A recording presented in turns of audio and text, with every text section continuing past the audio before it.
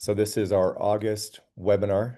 Um, there's a few new faces on the call, so I'll just kind of do a quick introduction of what the purpose of this meeting is and who we are. So I'm Justin Ferraccio. I'm one of the managing partners of the firm.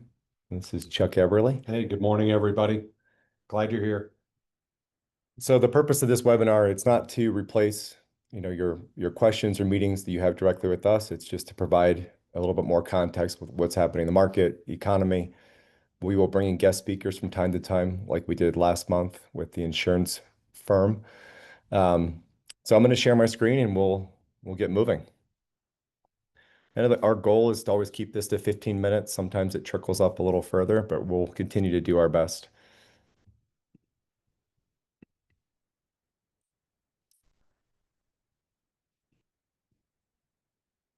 Want to go over how to ask a question? Yeah.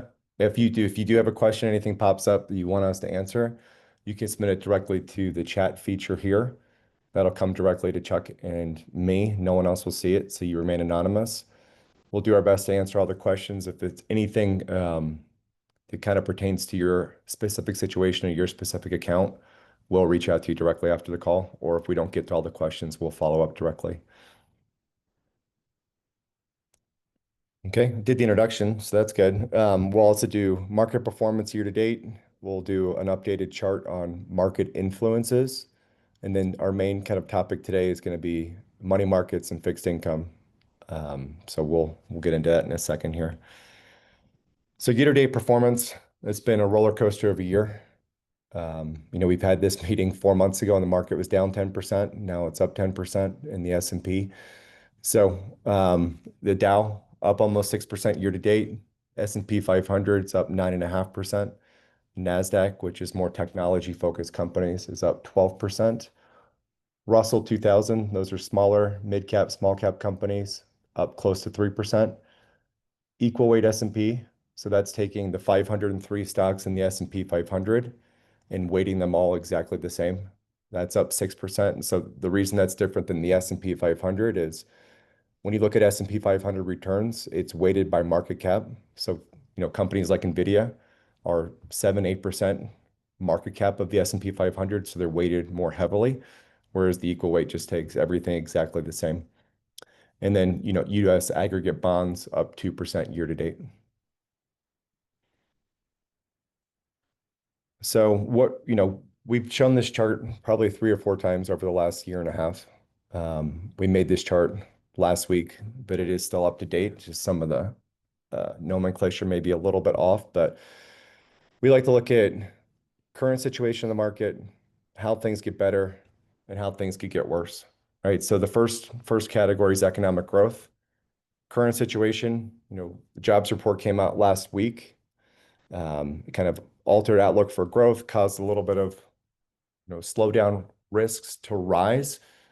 Although, most analysts are still, saying best case expectations are for a soft landing. So we spent a lot of time in the past talking about soft landing, hard landing. A soft landing is the economy kind of cools down to the point where we don't have a huge drop off. We can kind of just land softly from where we were and then continue to then start going back up. So again, current situation, Fed rate cuts, soft jobs report last week.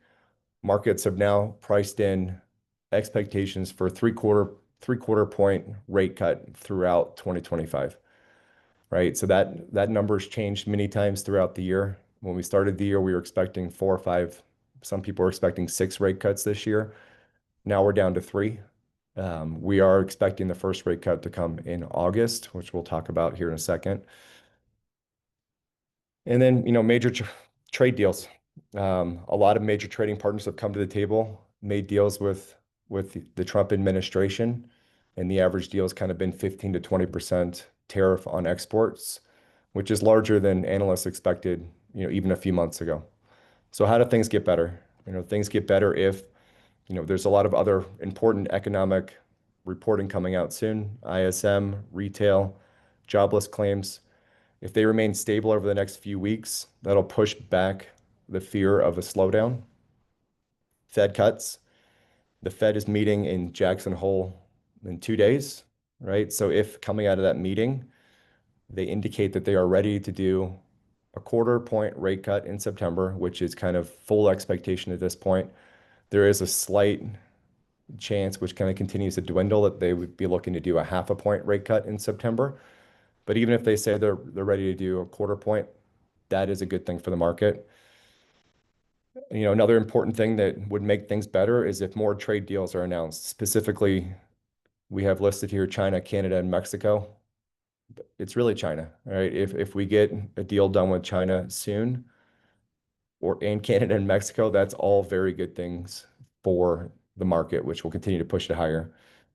So how could things get worse? You know, Things could get worse if the reporting that comes out soon, ISM, jobless, retail, if they're softer than expected, they're beginning to deteriorate. That will confirm more weakness in the economy. Um, Fed cuts. If the Fed kind of dismisses the poor jobs report last week and they decide that they're not going to cut in September, that would again be a bad thing for the market. And if lastly, if no more trade deals get done in the immediate future, in the next 2 to 3 months. So if China and Canada, that continues to not get done, again, that would be something that would make the market worse. So these are kind of three of the 7 or 8 things that we're constantly watching and that are really important to, where the economy is headed and more specifically where the stock market's headed.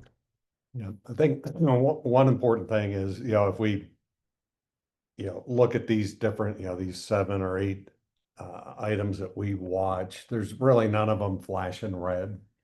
Couple are yellow, most of them are green. So, we look at the data, we don't see anything to be, afraid of or something we have to get out of the way of.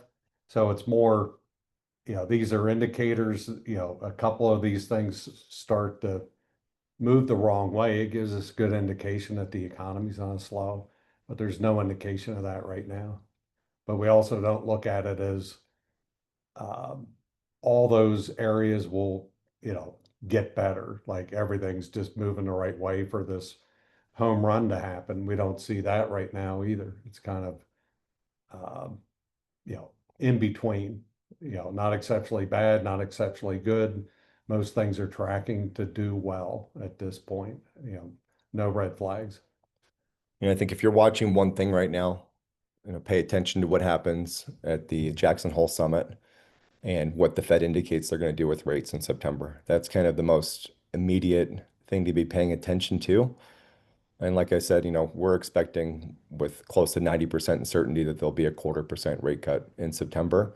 And then that would lead to hopefully 2 more rate cuts throughout, the rest of the year here. Yep.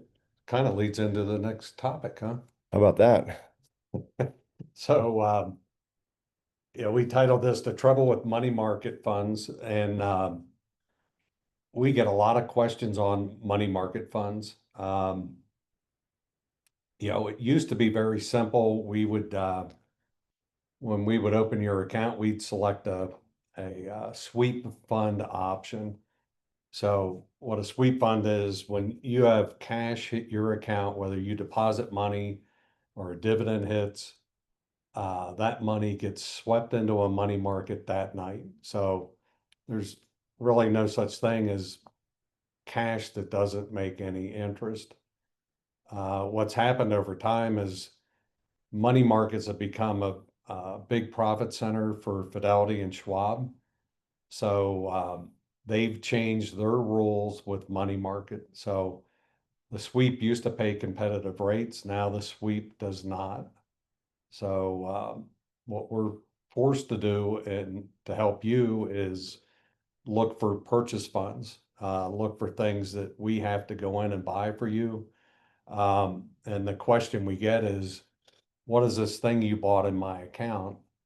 I used to have X amount of money in that would show up in cash on your statement, and now it's lower and there's something else in there. That something else has been a purchase fund. And the rules have been changing on money market here. I wouldn't say constantly, but we just got another change at Fidelity. So it's something that we have to, pay attention to, watch for you. Um, look at that first bullet point, cash returns are declining. So we're talking about, the Fed's gonna lower interest rates, Federal Reserve, um, when they lower interest rates, it's short-term rates. So as soon as they cut, if they do cut next month a quarter point, we're gonna see a quarter point cut in money market interest rates right away.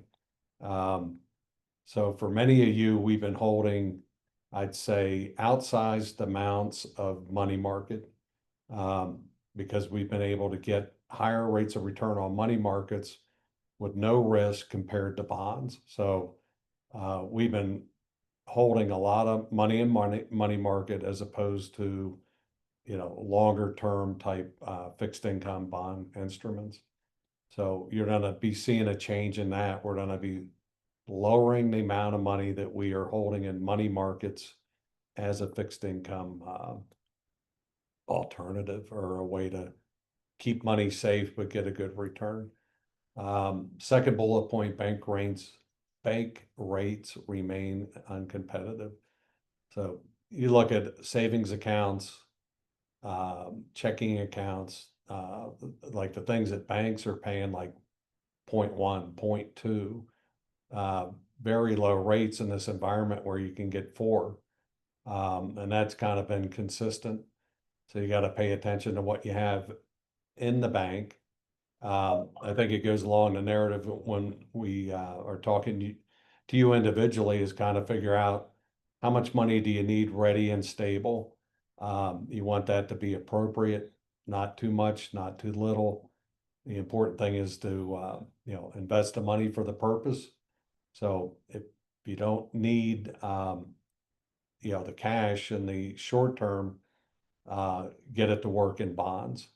Um, that way you can extend the higher interest rates longer. So what we're looking to do is to take money from the money market, get it into bonds that have maturities that are short term to intermediate. So what we're looking to do is get that 4% for an extended period of time. So rates get lowered, money market rates come down, got that money in the short to intermediate term bonds, and it's going to extend those rates for you longer. So you're going to be seeing some changes with money market as well as with the bonds. But you have questions on it, please reach out. But it's something that should be simple. The sweep should be simple. We select one and you get a good interest rate on your money market. But due to kind of what's been going on here in the last couple of years, it's a little bit more work for us, a little bit more complicated. But this next slide here is going to kind of show what's going on. You know, 2022, 2023 money markets were, a much, we were getting paid to take no risk. Now it's kind of, we're in this in between, it's about equal, but as soon as rates get cut, it's going to be certainly an advantage to have money in short-term, intermediate-term bonds, like like I just mentioned, to get the rates, higher rates for a longer period of time. Do you have Great. anything to say about that?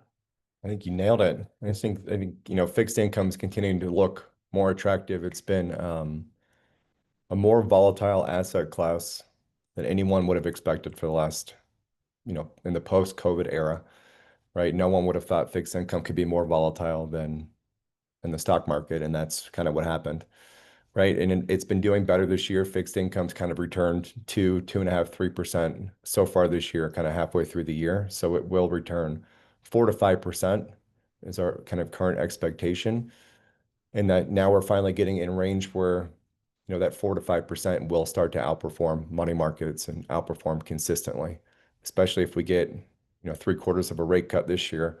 All of a sudden, cash returns go from 4.2 to 3.5% on an annual basis. So it'll become a big discount. Whereas during COVID, we were getting almost 5.5% return on cash. So fixed income continues to be a little bit more volatile, but we expect it to become more stable as it already has this year.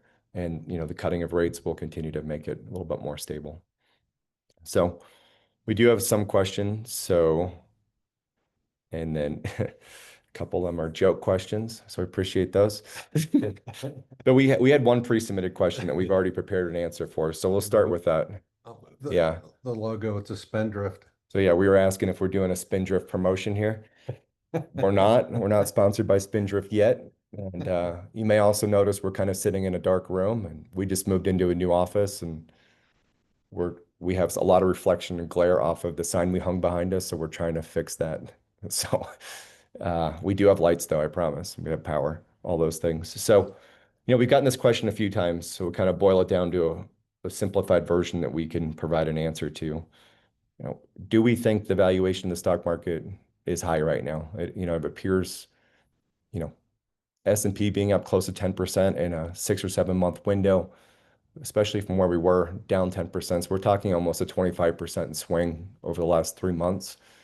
Do we think valuations are too high here? Do we have any concerns outside of the economic data we just spoke about? I think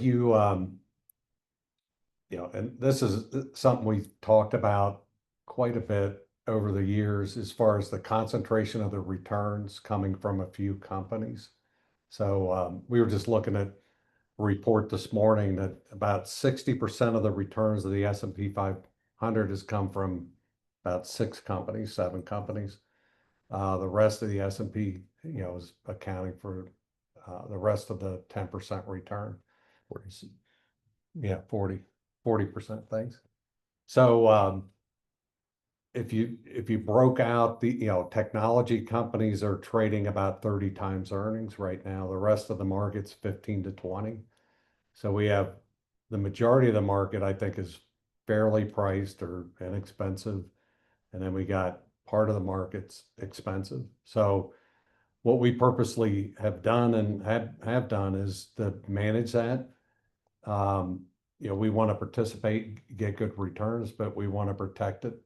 So, the tech companies, the Magnificent Seven, are going to spend and have spent 24, 25, $500 billion on AI.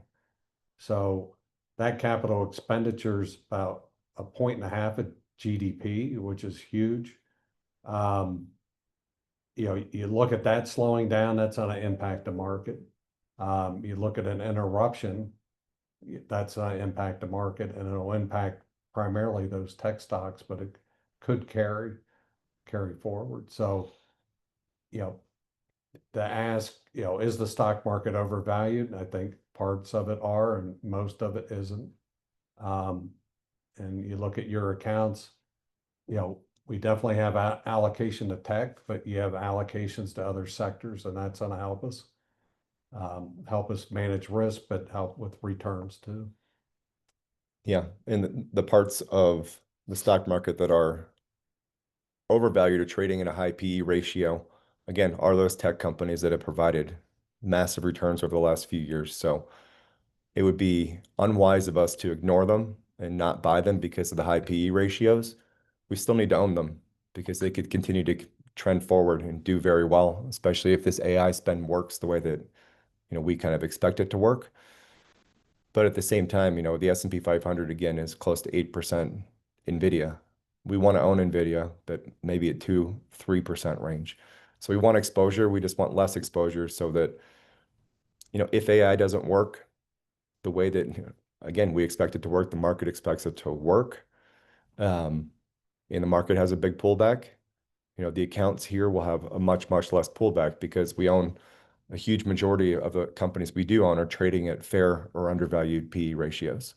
So again, it doesn't mean that things won't go down here if the market gets interrupted with AI, but it'll be very similar to what happened earlier this year where the market was down 15, 16% and accounts here were down, 7, 8, 9%. And so moving on to, we have kind of two very similar questions. Chuck, when you're talking about short and intermediate term bonds, what can you give us kind of a timeline? What is short, what is intermediate, and what is long in the bond market? Yeah, I think there's no really one set definition of that. I think people have different thoughts on it. The way we think about it, you, you look at treasuries, you know, basically those debt obligations a year or less, or, they're called treasury bills. So those I consider to be short, a year or less is short. Start going out a little bit longer, I'd say that 1 to 3. I still think that's short, but it's the longer end of short. Yeah, You start getting intermediate, then you're talking, 3, 5, 7 years is what we're talking. So um, what we typically do is, kind of have money in all that range. Um, so we don't kind of pick one and then concentrate on it. We kind of look at it when clients need money. It's typically, sometimes it's, a large amount at once, but usually there's kind of a phasing to it. We have money market, then we have the short-term bonds, and then the little bit longer ones in the intermediate, and then some sectors of the stock market. So that's kind of how we look at liquidity, that it can be a phased approach where you kind of have money in case an emergency happens, and then you have planned expenses. And most people do have time for planned expenses, vacations, home renovations, that we're able to get liquidity from places where it makes sense. But I think it's a barbell or phased approach to what we're talking about with maturities. agree. And when you're looking at long term, we're talking 10 to 30 years, which we have some exposure to, but we've largely avoided that over the last 3 to 4 years, which has been a good thing. Yeah. You think about it, the longer the maturity you have, the greater risk you have with interest rates, because the longer it takes to mature, the greater impact of those interest rate movements. Okay. Another question we have submitted here is that, Trump seems to be prioritizing economic reporting and, can we trust the reporting that we're seeing coming forward? It's a good question. I think you always have to be a little suspicious of government reports, whether it's Trump or somebody else. Um, and, and that's why, when we're looking at data, it's coming from multiple sources. You get different unemployment reports, there's different surveys come out. So it's kind of triangulating these different reports. You look at like the manufacturing survey, the ISM, uh, and the service sector survey. We look at those things. So I think you have to be skeptical of certain reporting, but you also have to, sometimes trust it too. So I think I don't look at it as this administration is exceptionally trying to taint the reports more than others. Um, but I think we got to take it with a grain of salt, when data comes in, and we want to double check it to make sure it's valid, Yeah. no matter where it's coming from. And this administration does seem to be making a big effort to make the reporting more viable. Again, we have to take it with a grain of salt, but so far the reporting has looked pretty good from everything that we can see. We don't have all the data, obviously, but we'll continue to monitor it and we'll be able to judge it later. Yep, for sure. So those are kind of all the pre-submitted questions and submitted questions during the meeting here. So we appreciate the engagement and the questions. Anything else pops up, reach out to Chuck or myself directly or Evan, and we'll answer your questions. But we look forward to doing this again in September. Thank you so much. Yep, appreciate it. Have a great day.